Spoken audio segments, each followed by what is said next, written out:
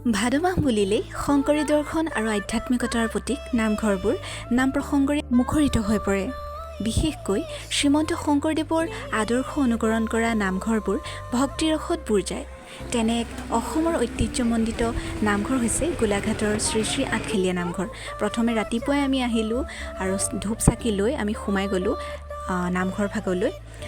আৰু পবিত্ৰ ভাদ মাহৰ বাবে এতিয়া সম্পূৰ্ণ সাজু হৈ উঠিছে এই আঠখেলীয়া নামঘৰ। প্ৰতি বছৰৰ দৰে এই বছৰো গোলাঘাটৰ ঐতিহ্যমণ্ডিত শ্ৰী শ্ৰী আঠখেলীয়া নামঘৰ প্ৰাংগণত মাহজোৰা কাৰ্যসূচীৰে পবিত্ৰ ভাদ মাহৰ নাম মহোৎসৱ আয়োজন কৰা হৈছে, যাৰ বাবে ৰাজ্যখনৰ বিভিন্ন প্ৰান্তৰ পৰা সমাগম ঘটিবলগীয়া ভকত বৈষ্ণৱক আদৰিবলৈ নামঘৰটোক ভিতৰে বাহিৰে নৱৰূপ সজাই পৰাই তুলিছে নামঘৰ পৰিচালনা সমিতিয়ে।